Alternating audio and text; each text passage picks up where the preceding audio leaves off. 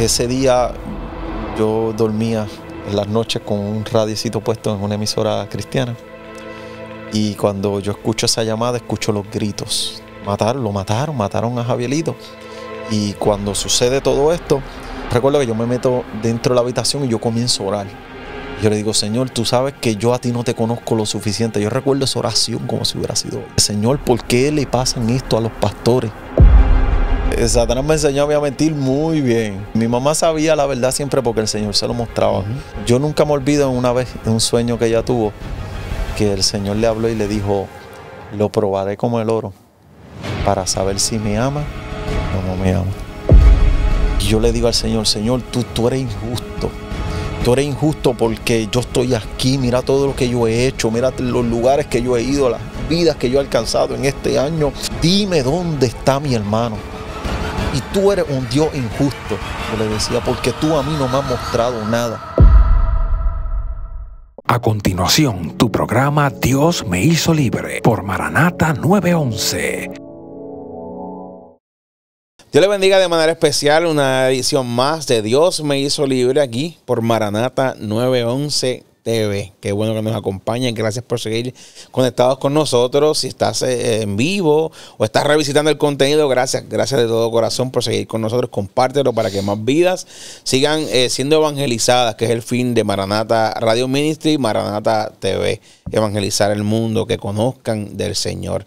Y parte de eso es escuchar testimonios impactantes de gente, como siempre digo, que Dios llegó a tiempo y marcó un precedente, marcó un antes y un después. No solamente que estaban alejados de Dios, sino a veces militando en la fe, como es el caso que escucharemos el testimonio de hoy. Y Dios llegó justo a tiempo y marcó un precedente. Y hoy nos acompaña un siervo del Señor, evangelista, misionero, entregado a la obra. Yo creo que la misión de evangelizar el mundo está en su vena de siempre, pero eso lo vamos a descubrir en el camino. Nos acompaña hoy Adiel López. Te bendiga, Adiel. Amén. Dios te bendiga, Miguel. Una bendición poder estar aquí en este poderoso canal. Amén. Qué bueno que se nos diera al fin. Sí. Siempre hemos compartido en medios de radio y demás. Pero esta vez, quizás antes en un programa, yo en locución, pero hoy compartiendo este momento aquí hermoso y escuchar de las maravillas del Señor, de lo que Dios puede hacer. Y como en otro episodio decía a un recurso, que es poderoso saber que quizás una vivencia nuestra de hace años, que ya está superada, que hoy somos mejores personas en la actualidad, va a impactar una vida, que lo va a escuchar por primera vez. Quizás a veces ya yo he contado esto varias veces, o cuando a veces ministra dice, hace tiempo no tocó este testimonio, pero Dios me está llevando a traerlo y lo trae. Pero en este episodio, ¿verdad?, lo escucharemos quizás alguna faceta que muchos desconocen. Y para eso quisiera que te presentes nuevamente y dónde nace, dónde crece, quién es Adiel. Bueno, Adiel López. Yo nací en Carolina. Parte de mi vida me crié en el barrio La Central en Canóvana. Soy hijo de pastores. Mis papás llevan pastoreando la misma edad que yo tengo, 36 años. Yo sé que tú pensabas que yo tenía 18, pero no es así. 36 años y realmente pues he sido nacido y criado en el Evangelio. Y conoces a Dios desde siempre. Desde siempre. O sea, que en tu formación Dios ha sido el centro del hogar. Desde siempre. Yo crecí al lado del altar. ¿Cómo vienen tus papás al pastorado? ¿Cómo nace? Si tiene... Bueno, mi papá, cuando tú lo escuchas su testimonio, él te va a decir, el Señor me sacó de Baciatalega. Baciatalega es una playa aquí en Puerto Rico, para el que no la conoce, porque él se pasaba día y noche pescando allí. Era su hobby, su pasión. Él se iba bien temprano a trabajar para salir temprano, para irse a pescar toda la tarde y toda la noche, los fines de semana. Mi mamá es la primera que acepta al Señor por una invitación en Campo Rico, una iglesia en Campo Rico, y mi mamá comienza a orar por mi papá. En un culto, en una ocasión, mi papá llevó a mi mamá al culto, que era en la casa de la hermana de mi papá. Mi papá se fue para la parte de abajo a dormir. mientras están en el culto. Él dice que escuchaba un revolú arriba, una bendición grande, la gente corriendo, hablando en lengua, y de momento escuchó su nombre. Javier López, es la última oportunidad que te doy. Wow. Y dice que papi no esperó que lo llamaran 2 veces. Él subió a las millas y se entregó al Señor. Y de ahí en adelante comenzaron su ministerio y luego alrededor de, si mal no recuerdo, 4 años por ahí más o menos, el Señor los llama al pastorado. Qué bendición. Y entonces en esa etapa Sí. pues, nace y crece entonces en un hogar cimentado. So, quiere decir que antes de eso el Señor no estaba en el panorama, pero luego sí. Sí, ellos tuvieron, ambos tuvieron esa crianza en la iglesia. Mi papá siempre cuenta que mi papá se crió en el campo, los llevaba cruzaban todo un monte de noche para poder llegar a la iglesia del pastor hermano Sabá. Ajá. Sabá Canales, que está con el Señor ahora mismo. Y él se crió allí desde muy pequeño. Qué bendición, ¿verdad? Y qué bueno para nosotros, y quizás en tu caso, conocer esta historia, el proceder de mi familia y cómo vienen al Señor y cómo, ¿verdad? Se hizo el ancla del hogar. ¿Eres hijo único? Cuéntame. Pues no, soy el tercero de 4. Tengo 2 hermanas y un hermano mayor. Tengo una hermana menor, una hermana mayor y otro hermano varón mayor que era el mayor de todos, que falleció en el 2004. Y fue ese momento, el momento más duro, uno de mis momentos más duros de mi vida. Wow. Sí. Y ahí llegaremos ya en breve, pero esa niñez, esa época, y ser hijo de pastor, porque ya usted sabe que ya eso es una gran responsabilidad que cae sin uno pedirla sobre un niño. Pero antes de llegar a esa parte que quizás es como era, ¿cómo era tu niñez? ¿Cómo era? Pues ¿Era mira, Miguel, mis papás son excepcionales. Esos 2 son excelentes padres. En el tiempo de mi crianza fueron excelentes padres, también al día de hoy, excelentes abuelos. Yo realmente me crié toda mi vida en la iglesia. Yo lo que puedo conocer de mi niñez era cazando en el monte, comiendo algarroba, metido en la quebrada, jugando baloncesto al lado de la quebrada donde nosotros vivíamos, y ya en la tarde llegar a la iglesia, ya saber que a cierta hora teníamos que subir de jugar para bañarnos porque había culto. Nosotros vivimos ahora mismo actualmente en el barrio Barraza.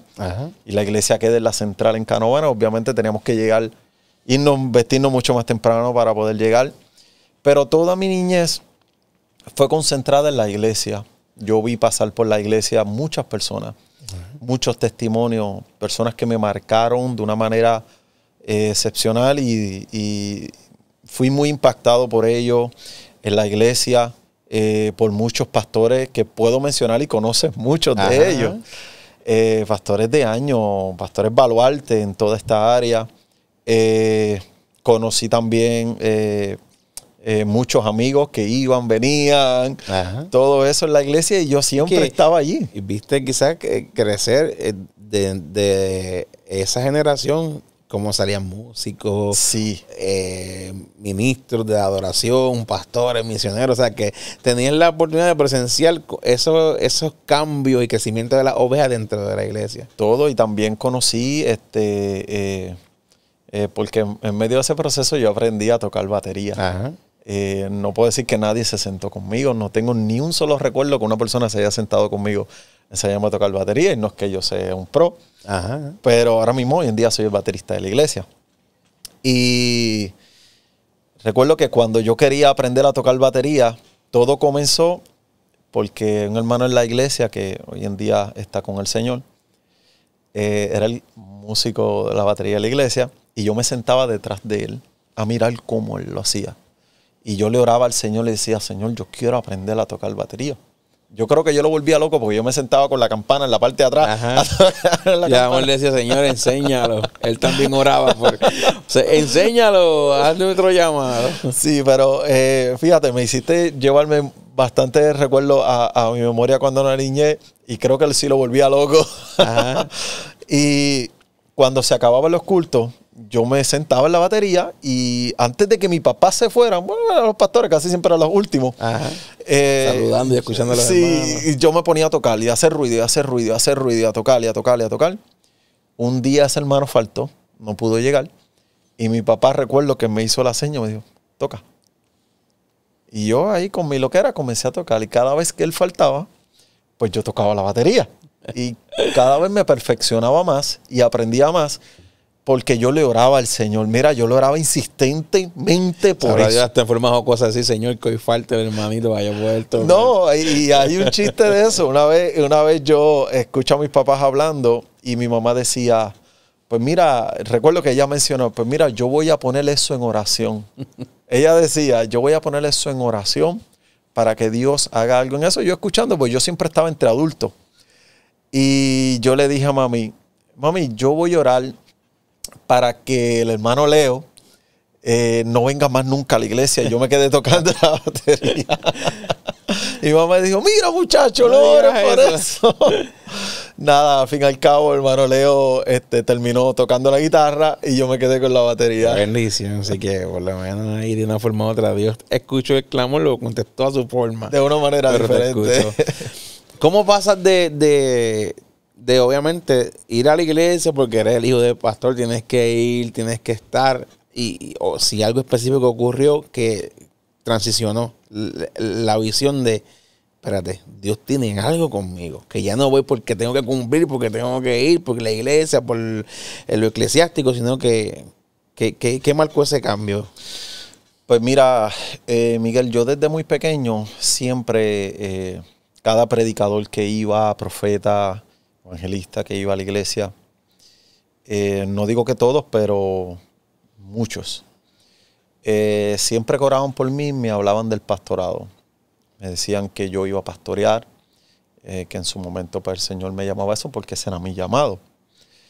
Y mientras yo fui creciendo, yo fui entendiendo eso, pero negándome a eso. Siempre me negué a eso. Para más decirte, hasta no menos de un año. Uh-huh. Y porque yo conocía todo lo que pasaba a mis papás, todo el proceso de mis papás, todas las situaciones que ellos atravesaban.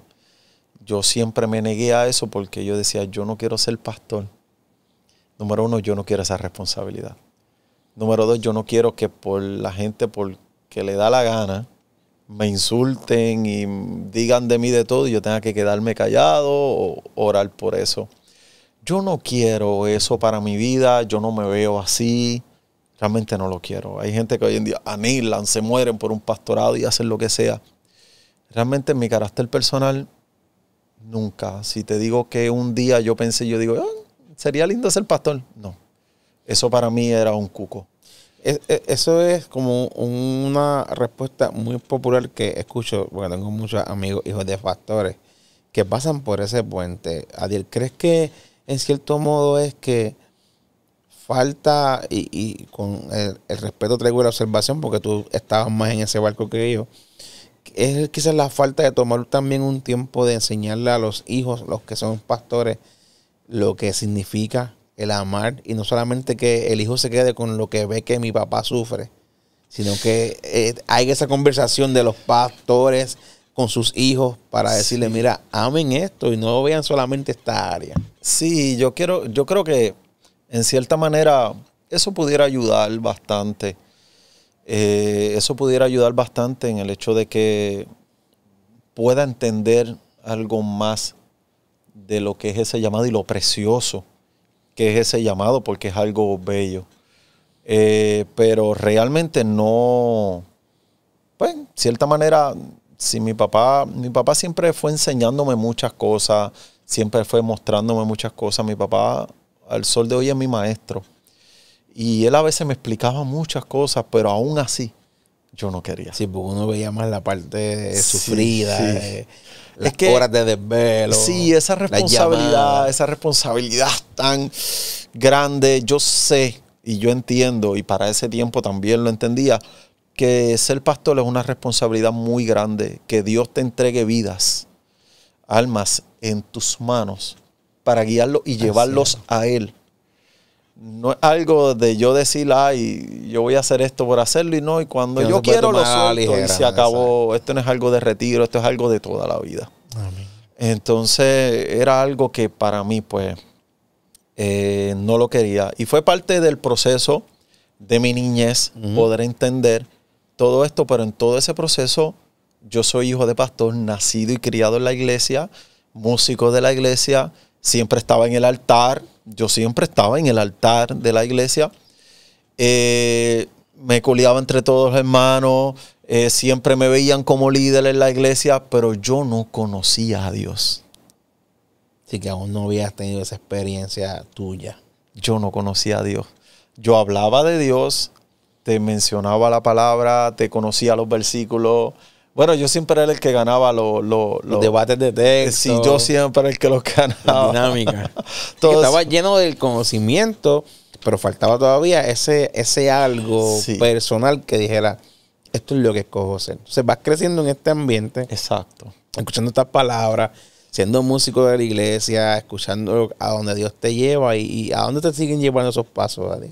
Pues mira, con el pasar del tiempo, obviamente la iglesia, pues yo aprendí a ir mecánicamente a la iglesia. Ya sabía que a cierta hora me tenía que vestir, ya sabía que a cierta hora, yo sabía que yo llegaba y me sentaba en la batería. Y como te decía, no conocía lo que era Dios. En cierto momento, pues, a mí me hablaban, me decían, tienes que buscarle bautismo al Espíritu Santo. Tienes que orar por esto, tienes que orar por lo otro. Tienes que ayunar, tienes que leer la palabra, estudiar y todo eso. Y yo trataba de hacerlo. Te miento que yo intentaba hacerlo, pero aún así no tenía una experiencia con Dios. No fue hasta que un 28 de abril del 2004 recibí la noticia de que habían matado a mi hermano. Wow. Ahí fue donde todo en mi vida cambió. ¿Cómo esto ocurre? Porque es un entorno cristiano, es un entorno de iglesia. ¿Cómo llega esta noticia hacia?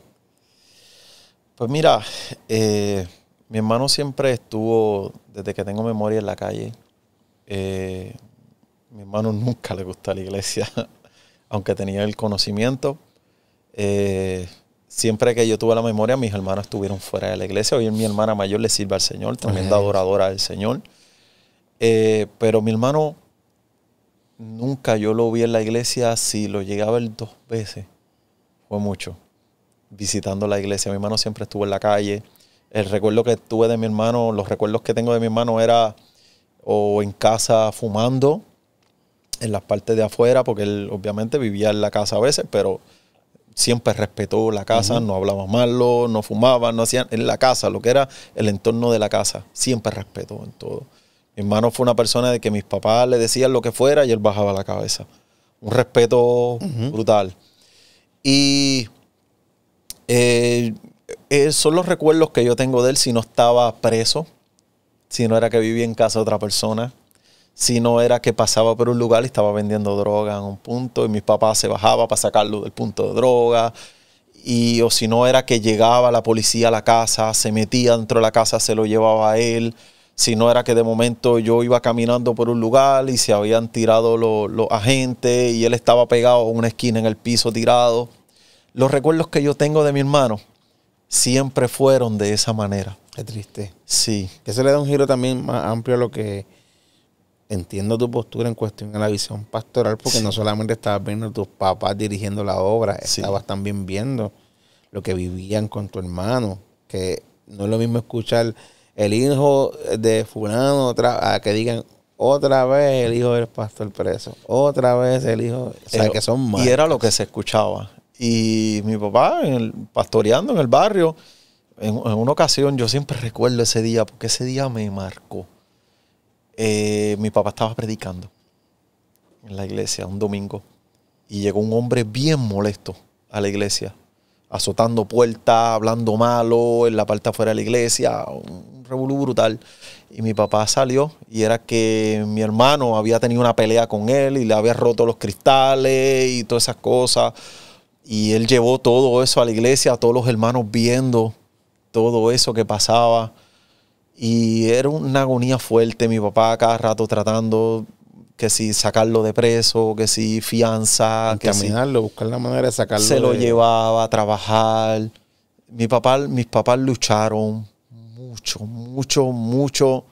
En el pastorado lucharon mucho. Y fue parte de lo que me hizo a mí recapacitar en muchas áreas. Gloria a Dios.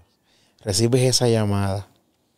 ¿Qué cambió? Mira, Miguel, yo recuerdo ese día como si hubiera sido hoy. Y de eso ya van más de 20 años.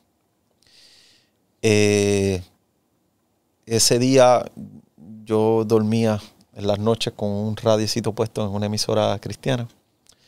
Y cuando yo escucho esa llamada, escucho los gritos. Yo escucho los gritos, escucho a mi mamá gritando. Cuando salgo afuera, mi hermana, algo le pasa a mi mamá. Lo mataron a Javierito.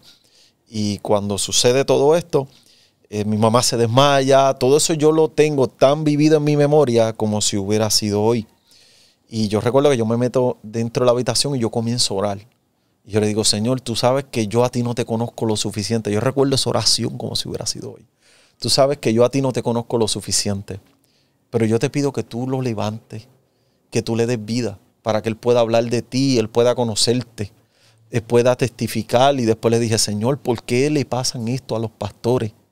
¿Por qué tú le permites esto a los pastores? Mi papá lleva muchos años sirviéndote. ¿Por qué tú le permites esto? Y ahí yo comencé a hacerle esas preguntas al Señor. Y yo recuerdo que yo salgo de la habitación, mi mamá desmayada en el piso, yo trato de hacer algo y ahí comenzaron a llegar familiares. Yo salí afuera y me fui para el monte a caminar y a hablar con Dios. Y yo le decía, Señor, yo sé que tú lo puedes levantar, pero ¿por qué tú haces esto? ¿Por qué tú permites esto? Yo recuerdo que a mí me dio una ira fuerte, yo comencé a hacer muchas cosas y eso me chocó fuerte. Y realmente después de ahí, recuerdo que en el velorio, yo lo único que pensaba era en matar al que mata a mi hermano. Toda mi mente cambió. A todo esto en tu oración, tú estabas orando con la fe de que Dios hiciera un milagro. Sí. Y humanamente hablando, te fuiste con la decepción de que Dios no hizo nada, lo dejó morir y dejaste a mis papás que te han dado su vida sufrir. Yo sabía que mi hermano en la calle no fue fácil. Ajá. Aunque mi hermano siempre conmigo fue el mejor hermano del mundo y la gente lo amaba muchísimo. Él era pues bravo con los que eran bravos con él también y obviamente estaba en la calle, que en la calle hay de todo. Pero yo le oraba al Señor eso, yo quería que Dios hiciera algo, pero tampoco entendía. Yo lo que tenía eran 15 años. Yo no entendía, no comprendía qué era lo que estaba pasando. Y yo comienzo, como Dios no me da respuesta, recuerdo que en su velorio yo decía, yo tengo que matar al que mató a mi hermano. Porque si yo hubiera sido el muerto, él hubiera hecho algo. Yo tengo que matar al que mató a mi hermano. Yo recuerdo, yo me senté en la funeraria a mirar a lo lejos y yo comencé a decir, ya yo no quiero hablar contigo, Dios. Ya yo contigo no quiero conversar, tú me has decepcionado en todas las áreas. Yo no quiero saber de ti. Así le dije. Un adolescente en el evangelio, Sí. un músico, disfrutando de ese ambiente, Sí. pero sin la experiencia personal. Exacto. Y yo no quiero hablar contigo, yo quiero hablar con el otro. Y yo comienzo ahí a hablar ignorantemente. Yo, Satanás, yo creo que tú y yo nunca hemos tenido una buena conversación. Allí yo hablando. Pero podemos ser amigos. Yo le dije, pero yo necesito el valor para matar al que mata a mi hermano. Y yo creo que tú me lo puedes entregar. Sí, básicamente, el que comenzó a hacer el trato con Satanás, ¿fuiste tú? Literal, yo comencé a hacer un trato con Satanás. De ahí yo no podía dormir, de ahí yo no podía estar tranquilo, de ahí yo no me sentía feliz. Yo lo único que pensaba, soñaba, anhelaba, era en matar al que mató a mi hermano. Pero recuerda, yo no soy calle, yo no conozco de la calle, yo no conozco nada de la calle. Pues yo seguí normal mi vida. Yo iba a la iglesia, tocaba la batería. Si mandaban a lavar, yo levantaba mis manos, alababa. Si me ponían a orar por alguien, yo lo hacía. Si me ponían a dar cualquier palabra, yo la daba en la iglesia. Pero ya yo no hablaba con Dios. Ya yo no quería saber de Dios. Era una total apariencia. Exacto. Ocultando tu realidad y levantando tus manos, pero sin sentirlo. Sí, literal. Y yo quería que Dios hiciera algo y me avergonzara. Que Dios me hiciera algo más para yo tener la excusa válida para irme fuera. Pero tampoco me atrevía a hablar con nadie de cómo yo me sentía. Yo siempre estaba riéndome al sol de hoy. Yo siempre estoy riéndome. Tú me conoces así. Claro. Y yo me reía con todo el mundo. Nadie sabía lo que yo tenía por dentro. Yo pienso y creo que mis papás siempre sospecharon, pero siempre lo pusieron en oración. Siempre entendieron muchas cosas que yo pasaba, pero yo no tenía con quién hablar. Claro. Que pudiera saltar la pregunta en la gente, pero ahí no había poder de Dios. Dios no le mostraba a nadie lo que pasaba con ese joven que estaba ahí fingiendo, pero en realidad es que había un propósito de Dios contigo. Y era algo que siempre yo le pregunté al Señor, que por qué nunca lo hizo. ¿Por qué Dios nunca a mí me exhibió de la manera en como yo me merecía? Porque realmente me lo merecía. Pero también yo lo quería. Porque yo tenía el temor de decir, ya no quiero ir más nada para la iglesia. Yo quiero la calle. Tenía ¿qué excusa tengo? Exacto. Tenía el temor de decirlo. Pero quería decirlo. No me atrevía a decir cómo yo estaba por el qué dirán. Siendo hijo de pastores, el único varón que queda. Cuando la gente hablaba de mí, hablaban maravillas. Este muchacho es bueno, este muchacho es el mejor, este es un muchacho de Dios, este muchacho va a ser pastor, pero este muchacho estaba completamente podrido por dentro. Ellos hablaban y la gente, si tú supieras. Si tú supieras. Y eso a mí me llevó a estar un par de meses. Yo estuve años así. Desde los 15 años hasta los 18 años. Ponle 17 y medio para 18. Toda tu preadolescencia, adolescencia, sí. Haciendo cosas en la iglesia, seguramente evangelizando con la iglesia, haciendo misiones con la iglesia. De todo. Y siendo hijo de los pastores. Siendo hijo de pastores. Y exigiéndole a Dios. Qué locura, sí. En cierto modo, Adiel, porque uno está ahí en toda esa vuelta, como dicen ahora los muchachos, y hacer cosas, pero como que era, no te despertaba como que fíjate. Me voy a quedar en el Señor porque sigo así. No había eso en ti. Exacto. Y justamente, mira, porque en mi mente lo que estaba era matar al que mataba a mi hermano. Luego que sucedió, que tristemente él también murió en la calle, pues entonces yo la cogí contra mí y Satanás la cogió contra mí. Entonces yo me puso en la mente, tú eres poco hombre, tú nunca vengaste la muerte de tu hermano, nunca hiciste nada. Tú no sirves. Entonces ya yo tenía mi carro, todo eso, yo me pasaba corriendo, me pasaba haciendo y deshaciendo. Yo hacía cosas tan locas que yo las pienso hoy en día y yo digo, eso era para yo haberme matado. ¿Estabas Adiel buscando la muerte? Yo buscaba la muerte. Yo quería que me sucediera algo porque yo me sentía una porquería. Y era como Satanás me hacía sentir a mí. Nadie sabía. Yo llegaba a mi casa con una canción cristiana en el carro. Y salía con una canción cristiana. Pero cuando bajaba más abajito, cambiaba. Y todo era un disfraz. Y que el trato que tú hiciste enfrente de la funeraria, él lo tomó en serio, pero sí, él lo tomó con otro giro. Exacto. Él dijo, contigo también yo voy a acabar. Yo me quería matar. Y yo quería, yo era todo violencia. En mí todo era violencia. Y todo era un juego, todo para mí no me importaba nada. Ahí llega el punto donde conocí a mi esposa. Antes de llegar ahí, ¿entiendes tú como mensaste que ahora con la capacidad que tienen, seguramente tus papás sabían y escogían orar en silencio? No intentaron intervenir en ti y decirte, muchacho, sí, reacciona. Sí, en muchas áreas mi mamá me hablaba. Pero yo, como era tan buena haciendo cosas malas, también era muy buen mentiroso. ¿Entiendes? Yo aprendí, sí. Satanás me enseñó a mentir muy bien. Y yo le mentía en todo y siempre le negaba todo. Y mi mamá sabía la verdad siempre porque el Señor se lo mostraba. Mi mamá siempre, al sol de hoy, ha sido una mujer muy usada por Dios. Nosotros le teníamos terror. Cuando ella me decía, soñaba contigo, ¡ja! Nosotros temblábamos. Delatado. Sí, de todo. Y siempre me decía, soñé contigo esto y esto y esto. Y soñé contigo. Yo me reía. Porque yo sabía que lo que ella había soñado era Dios revelándole muchas cosas. Pero yo no quería eso. Sí, porque estabas sumergido en tu pensamiento y en lo que tú estabas buscando. Yo nunca me olvido una vez de un sueño que ella tuvo, que el Señor le habló y le dijo, lo probaré como el oro para saber si me ama o no me ama. Y esas palabras hoy en día retumban dentro de mí. Fuerte. Llega tu esposa en medio de ese torbellino de tu vida. Uy, llegó el amor. A los 18 años. A los 18 años yo la conozco. Yo conocí a mi esposa a los 16 años. Nos hicimos novios más o menos como a los 16, 17.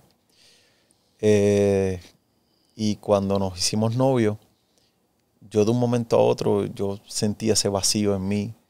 Me sentía solo, triste. Y una vez el Señor trató conmigo de noche y me mostraba todas las cosas que mi hermano había hecho, todo lo que mis papás habían sufrido, todo. Como una película. Todo como una película, Miguel. Y me decía, y tú le vas a hacer pasar eso por segunda vez. Y eso retumbaba dentro de mí, porque yo no quería que ellos pasaran por eso. Yo no quería que ellos atravesaran nuevamente eso, porque literal, para mí era la salvación de la familia. Ajá. Entonces, yo ahí pues, siendo novio de ella, decido volver nuevamente a la iglesia, aunque estábamos haciendo las cosas mal. Decido nuevamente ir a la iglesia y decido nuevamente hacer las cosas bien. Aunque estaba yendo a la iglesia, pero hacer las cosas bien. Y ahí pues llega el punto donde ella y yo nos casamos a los 18 años, muy nene, porque yo encontraba que ese era mi escape para yo poder acercarme al Señor, porque yo quería hacerlo. Ajá. Quería conocer a Dios. Y en todo ese proceso Dios me comienza a usar y me comienza a levantar como evangelista, porque yo comencé a orar, a ayunar, a buscar una experiencia con Dios. El Señor me bautizó con su Espíritu Santo y yo comienzo a evangelizar. Yo comienzo a evangelizar aquí en Puerto Rico, en muchos lugares, iglesias donde me invitaban en la calle, en todos lados, y Dios comienza a abrirme puertas aquí. Y Dios me comienza a hablar para que me iba a llevar a muchos lugares a evangelizar, pero todavía yo dentro de mí sentía ese dolor en mi corazón y yo cargaba esa pregunta hacia Dios, que por qué Él nunca me habló sobre mi hermano. Porque Él nunca a mí me mostró eso cuando se lo mostró a fulano, y a mí nunca. Y yo evangelizando, corriendo el mundo, yo viajé en muchos países, me invitaban a muchos lugares. Yo recuerdo que yo cuando comencé en el ministerio, yo comencé queriendo ser como todos los evangelistas de aquí, ¿entiendes? Y los imitaba a todos. Y yo comencé imitando a todos los evangelistas que habían aquí. Si yo quería llenar estadios, cómo predicaban, su estilo. Exacto, yo quería llenar estadios como ellos, yo quería tener cruzadas como ellos, yo quería alcanzar grandes cosas como ellos, tener la agenda llena como ellos, Miguel. Y yo trataba de imitar todo lo que ellos hacían y trataba de seguir el paso a cada uno de ellos. Dios tampoco nunca me dijo nada. Dios a mí nunca me dijo nada. Hasta un día que un pastor en una iglesia fue a la iglesia de nosotros a predicar y comenzó a hablar de las misiones, la misión que él estaba haciendo en República Dominicana. Y cuando terminó, yo le dije, oye, me gusta eso que tú estás haciendo, es chévere. Y háblame más. Me comenzó a hablar y me dijo, me gustaría que fueras conmigo. Me gustaría que fueras conmigo a República Dominicana. Y yo le dije, pues dale, está bien, vamos. Ajá. Porque yo no decía que no. Yo quería brillar. Y yo quería que todos los otros evangelistas del área vieran que yo también brillaba. Y que yo también, a mí también se me abrían puertas. Que Dios me usaba. Y que Dios también a mí me usaba. Yo también quería que ellos vieran todo eso. Porque era como una pequeña competencia. Ajá. Recuerda que en todo el proceso está el conocer a Dios. Y ahí yo comienzo en todo este proceso y Él me lleva para República Dominicana. Yo cuando llego a República Dominicana, yo esperaba una agenda llena, una campaña con cientos de personas, miles de personas. Yo esperaba todo eso. En cambio, tuve que ir a la campaña en el cajón de una guagua. Tuve yo que cargar el equipito, que era un amplificador de Como guitarra. de De guitarra. El mismo micrófono, yo mismo lo cargué. Y cuando llegamos al sitio, simplemente pusimos una bombilla en la parte de arriba. Cuando yo llego allí no había nadie. Y yo esperaba una gran campaña. No sucedió nada de eso, Miguel. ¿Sabe qué sucedió? Que cuando nosotros llegamos allí, de momento yo comencé a escuchar himnos y personas cantando. Venían desde las casas, desde la oscuridad. Venían y se reunieron muchas personas. Y ahí yo prediqué. El lugar se llama Loma Colora. Y fue mi primera prédica en las misiones. Cuando yo comencé a predicar allí, Dios hizo grandes cosas. Un testimonio bien bonito. Pero yo me enamoré de las misiones. Y yo dije, yo no necesito llenar el estadio. Yo no necesito ninguna de estas cosas. Yo lo que necesito es esto. Ajá. Seguir yendo a misiones.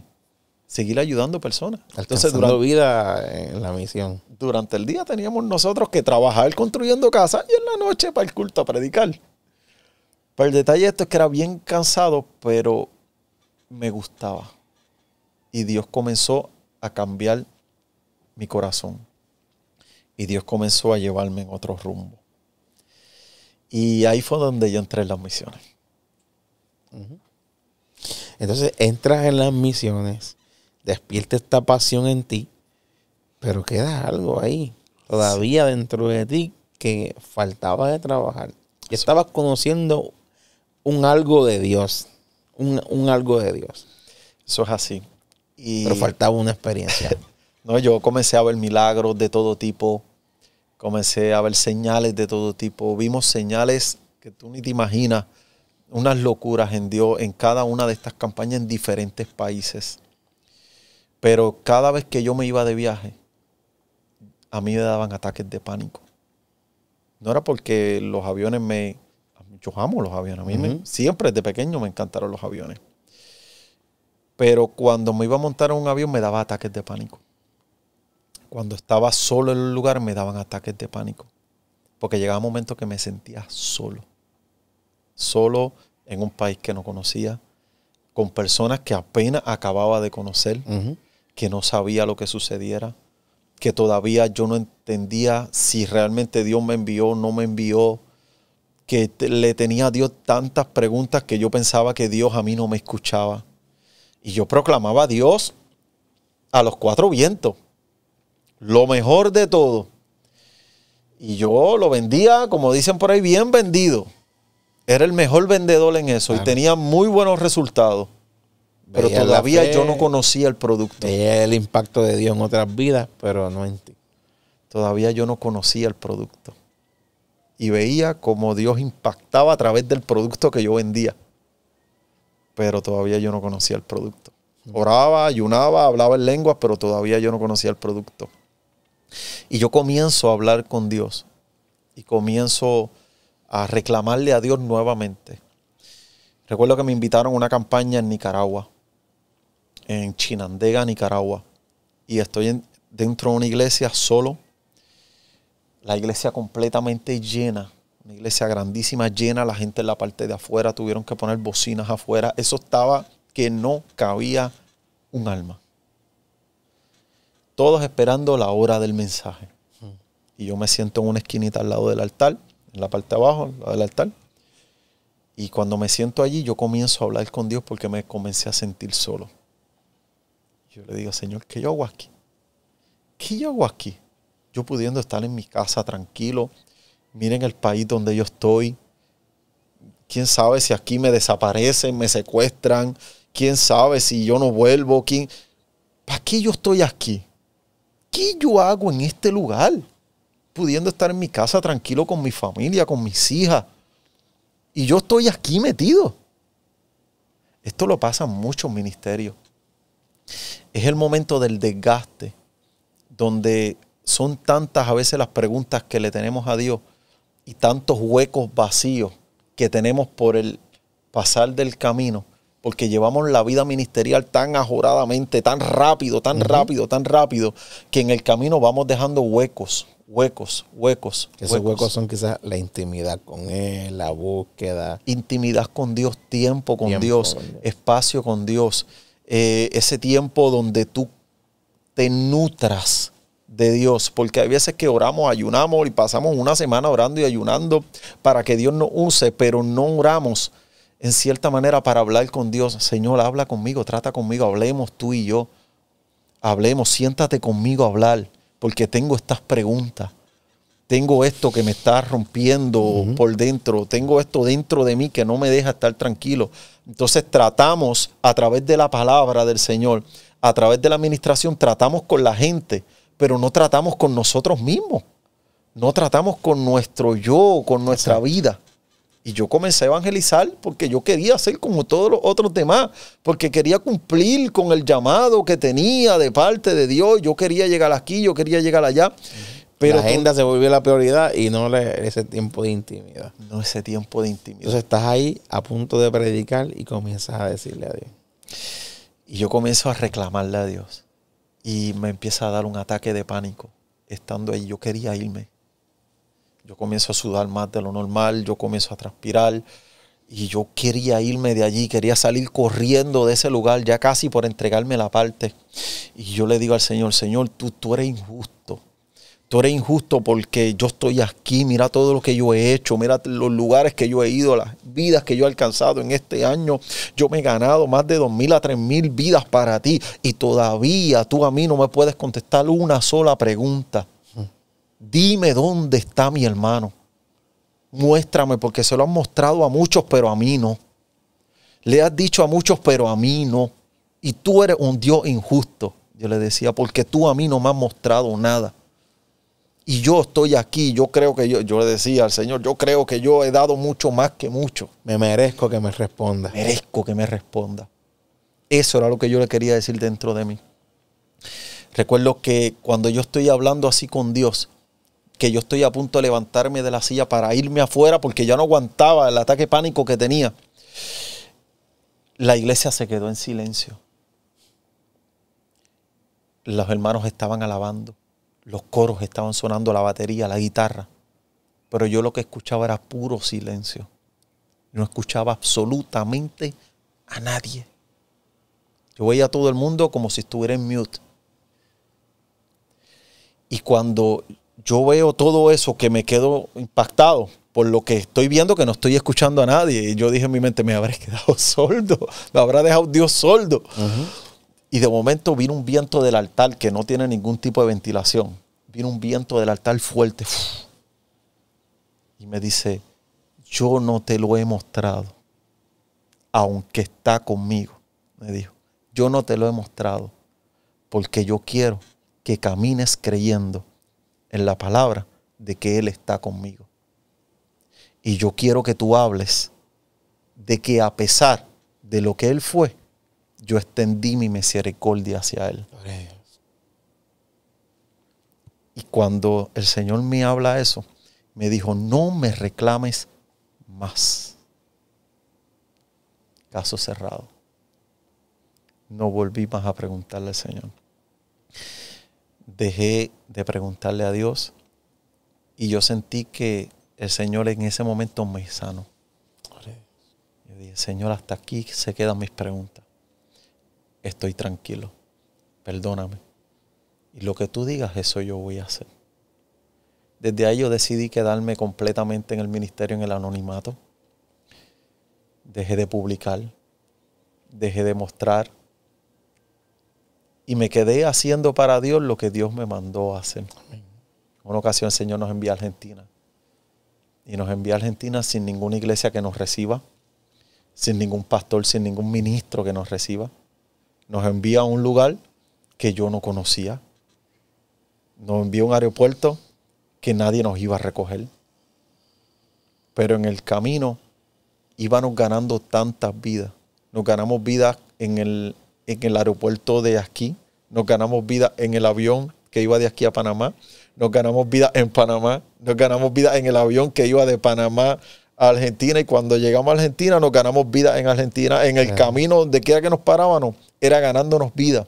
Sí, que la ruta era eso, ir por el camino a encontrar donde Dios quería, no un lugar específico. Sin mucho anuncio, no había un flyer, no habían anuncios en emisoras ni en radio. Nosotros llegamos, nos estacionamos en un hotel y nos iba supuestamente una persona a recoger, no nos recogió nunca. Llegamos a una iglesia a predicar donde el pastor nos sacó afuera después que terminamos de predicar, y el Señor comenzó a sanar personas en el patio de la iglesia. Llegamos a lugares donde habían vidas de tanta necesidad que yo creo que fue uno de los viajes donde más yo he visto la gloria de Dios, donde más vidas he visto llegar de esta manera. Vidas que simplemente llegaban. El Señor nos hablaba y nos decía, va a llegar una vida así, así, así. De momento la vida llegaba al momento y nos decía, el Señor me habló, decían, una voz me habló y me dijo que llegara aquí donde están ustedes. Así, en el hotel, así mismito fue, en el mismo hotel donde nos quedábamos. Miguel, y yo pude comprender que todas estas cosas, redes, todo está muy bien. Todo es muy bueno en su momento. Pero yo entendí algo mucho más allá. Que el conocer a Dios, entender a Dios, no es una experiencia detrás de las cámaras. No es una experiencia delante de las cámaras. Es una experiencia detrás de las cámaras. Es una experiencia no cuando están grabando, no cuando hay un flyer, no cuando hay anuncios. Es una experiencia del diario vivir. Y en la intimidad. Y en nuestra intimidad. Porque no fue hasta que tú soltaste en tu intimidad esa oración antes de predicar. Recuerda que Dios te da esa experiencia, sí, y te marca. Y eso es así. Cuán importante es esto, y seguramente hay gente que está escuchando, hombres y mujeres de Dios dedicados al servicio. Pero la magnitud de lo que Dios iba a hacer contigo se desató cuando tú soltaste. Eso es así. Ese yo me merezco que tú hagas por mí. Me rindo totalmente a mí. Seguramente hay gente ahí, y quisiera tomar un paréntesis rápido y le puedan dar una palabra a ese ministro o sierva del Señor que está haciendo la obra de Dios, pero no la ve a plenitud porque no suelta. Eso es así. Mira, Miguel, hay veces que nosotros no soltamos muchas cosas por temor. Claro. Por miedo al que dirán, por miedo a lo que nos suceda. Claro. Y te lo digo para dejarte puntualizar sobre eso, porque hay gente que en tu caso era esa respuesta, pero hay gente que quizás no suelta que fue abusado. Exacto. No suelta que su matrimonio se rompiera. No suelta mucho dolor interno que quiere una respuesta de Dios. ¿Por qué permitiste que me pasara esto a mí cuando tenía 9 años? Y son ahora adultos de 40 y no sueltan y no ven la magnitud de Dios porque no sueltan esa pregunta. Mira, casualmente en un viaje a Argentina que estuvimos, yo fuimos a una iglesia, ya fue en el área de Rosario, en Gobernador Galvez. Fui a una iglesia de un pastor muy bueno, muy tremendo, jovencito. Y cuando yo comencé a conocer a los hermanos, parecían locos, literal. Tú hablabas con ellos, parecían locos. A algunos les faltaban dientes, a otros les faltaba un brazo, siempre a alguno de ellos les faltaba algo.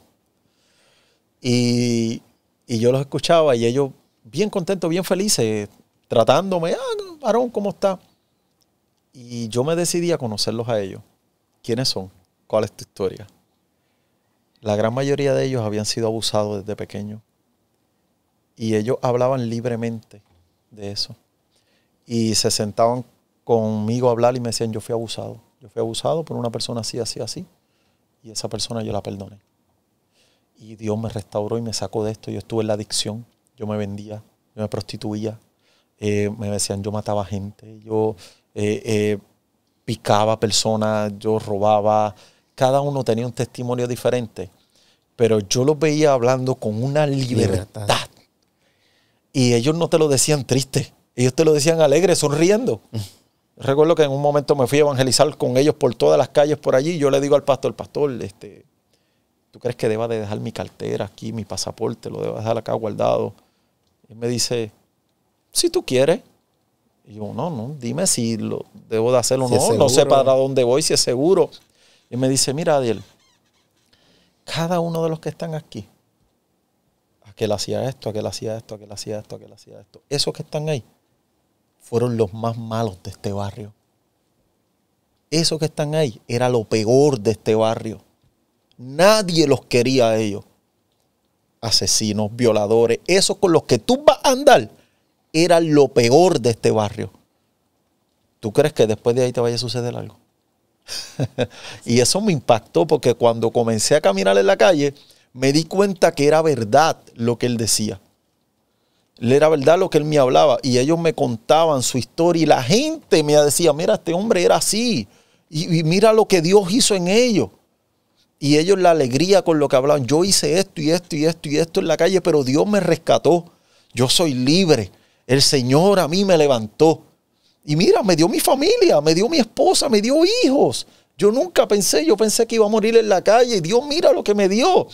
Con una libertad de decir en lo que ellos fallaron, lo que ellos eran. Y soltarle quizás ese momento tan amargo en las manos de Dios por total. Yo creo que a veces nosotros predicamos una falsa libertad. Porque queremos hablar de los logros que tenemos, pero no sacamos lo que tenemos oculto y en lo que hemos fallado. Entonces somos hipócritas, porque hablamos de libertad, pero nosotros mismos no somos libres. No somos libres de lo que nos ata. Hay personas que lo atan la pornografía.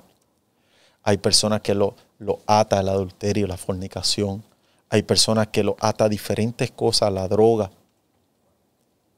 Pero ellos dentro de sí no quieren llegar porque tienen miedo que los señalen, que los juzguen, que los echen para un lado. Así que en vez de ser restaurados sean castigados. Exacto. Pero lo que recojo de tu momento de poder decir Dios me hizo libre fue ese escenario, en ese lugar, a punto de predicar, soltaste. Solté todo. Dios te responde y hoy eres otra persona diferente. Para cerrar, hoy en día, en aquel momento era quizás lo peor que podías pasar, ese espacio de silencio de Dios. Hoy, el silencio de Dios en tu vida, ¿cómo lo describe? Yo creo que el silencio de Dios en mi vida es un paso a algo diferente que Dios tiene conmigo. Cuando Dios hace silencio hoy en día en mi vida, pues yo también hago silencio. Porque algo Él va a hacer. Siempre Dios está construyendo, siempre Dios está haciendo. Hay veces que cuando llega ese silencio nos desesperamos y tomamos muy malas decisiones. Y realmente lo que Dios nos enseña en su silencio es esperar. Porque algo Él va a hacer. Algo extraordinario que no va a requerir palabras. Porque eso es lo que yo pienso de cuando Dios hace silencio, es que lo que Él va a hacer no lo tiene que decir. Eso es así. Se va a manifestar. Yo nunca pensé en mi vida tener un negocio y que a través del mismo negocio poder suplir las misiones. Literal. Nunca pensé en mi vida poder llegar a impactar tantos países. Hoy en día estamos llevando vagones de ayuda a diferentes países. Somos un grupo de misioneros que vamos. Ahora vamos a 25, salimos a Panamá. Luego vamos al Perú. Todo esto es a llevar misiones a lugares donde muchas personas no quieren ir. Y es algo que me ha apasionado. Lo que es el verdadero evangelizar. Que se desató. Y volvemos, porque ya el tiempo nos alcanzó. Se desató ahora que tú te puedes disfrutar misiones y evangelizar cuando soltaste. Me lo disfruto en grande, Miguel, porque esto es Cristo, libertad. Y Él vino realmente a hacernos libres. Amén. Hay veces que nosotros arrancamos de nosotros algunas cosas, pero otras las dejamos ahí. Y Dios sigue tratando con nosotros. Porque nosotros sabemos que nuestros hijos a veces pues tienen un montón de cositas que nos dicen, pero hay otras que nos guardan. Ajá. Y no decimos nada, dejamos que Él lo suelte. Y yo creo que Dios así es que va tratando con nosotros como un padre. Y yo en cada lugar donde voy, voy a seguir anunciando, voy a seguir testificando, voy a seguir hablando de sus maravillas, de lo que Él hace en nosotros. De que te entregó una familia. Me entregó una familia, me entregó un hogar, un ministerio. Me ha permitido conocer muchas personas en muchos países. Creo que todo lugares. es intencional en Dios y con propósito, porque tu llamado pastoral está ahí. Sí. Esa faceta es la próxima que va a llegar en ese momento que Dios lo determine. Fíjate. Y por eso quizás te está dejando de gustar todo lo que es evangelizar, lo que es salir al campo y construir puentes para otros, porque yo sé que también, y lo digo también para hablar de Dios, que quizás cosas que tú omites, pero ha sido puentes para que otros hagan lo mismo y hoy sean misioneros, sin pensar en su vida que fueran misioneros. Sí, tenemos amigos en común que hoy le apasiona hacer misiones, porque fuiste puente. Y todo comenzó cuando soltaste. Todo comenzó así. Realmente, ya que mencionas eso, no te conté la parte cómo mi vida cambió en esa área. Y yo siempre, el Señor a mí me ha hablado del pastorado, como te dije, y siempre tuve un rechazo a eso. Pero de un tiempo acá Dios ha ido tratando conmigo en diferentes lugares porque realmente ya las grandes campañas se han limitado. Y no es porque no hayan, es porque me invitan más a enseñanza. Cambió también la dinámica. Y como yo me dirijo en eso, si el Señor me quiere en campaña, yo voy a campaña. Si me quiere dentro de una iglesia, yo voy dentro de una iglesia. Si esa es la última clase para ejercer el llamado total, pues aquí vamos. Es que no podemos pulsear con Dios. No. Dios nos va a ubicar donde Él nos quiere. ¿Entiendes? Entonces queremos hacer lo que nos da la gana. Lo que nosotros que no. Si Dios decide trancarte la agenda, no vas a ningún país, no vas a ningún país. Amén. Si Dios decide trancarte la agenda y te quedas aquí, te quedas aquí. Pero tú en todo ese proceso tienes que serle fiel a Dios. Amén. ¿Entiendes? Y cumplir con lo que Dios te mandó a hacer. Y en este tiempo, más me llaman para enseñanza, para conferencias. Todo esto y todo ha ido cambiando de una manera. Ya cambió la dinámica. Así que ya es, aquí estoy, Señor. Me rindo y haré tu voluntad. Y Dios ha ido cambiando mi corazón. De hecho, el negocio, no tengo planes. Yo tengo un negocio de aire acondicionado muy, Señor me ha bendecido. Amén, amén. Gracias a Dios. Y yo siempre le digo a mis empleados, le digo, oren, porque ellos son cristianos. Oren, porque quién sabe cuando yo salga de esto, el manto, alguien ustedes lo va a tener. sigan ahí. Yo le digo, pastorado y negocio no pienso tener las dos cosas a la misma vez, a menos que Dios me diga, tenlo los dos. Amén. Pero mientras tanto no son mis planes, porque el día en que me toque, pues lo quiero hacer y cumplir la cabalidad como Él quiere. Amén. Y ahí es de la parte donde Dios está cambiando mi mentalidad. Sí, que eso ya es, eso viene próximamente, sabremos a dónde Dios te lleva. Gracias. Yo sé que va a llegar si Él lo quiere, si no, pues seguimos ahí. Amén. Gracias a Dios de corazón. Claro, gracias por llegar hasta aquí, contarles historia y este testimonio real y despertar seguramente la pasión en alguien más a que suelte. Y yo te exhorto que si tú estás ahí soltando o cargando, debo decir, un pasado de un golpe, de una herida, de una marca, de un querer tomar la justicia en tus manos, que lo estamos viendo mucho en la televisión, en redes, en esta sociedad. La gente quiere tomar la justicia en sus manos ante la impotencia de lo que ocurre. Detente. Y si el silencio de Dios está en tu vida, haz lo mismo. Guarda silencio y espera en Jehová. Y la de hacer. Espero que este contenido ha sido de bendición a tu vida. No olvides compartirlo y que otras vidas más sean edificadas. Fue una edición más de Dios me hizo libre, aquí por Maranata 911. Dios te bendiga, Dios te guarde. Si esta programación ha sido de bendición a tu vida, llámanos, queremos orar por ti. Puedes llamar al 787-953-6499, 787-953-6498. Tenemos hermanos dispuestos, disponibles a orar por ti. Queremos poner aún profesionales de la salud a tu disposición. Esto es Maranata 911, un oasis en medio del desierto. Dios te bendiga.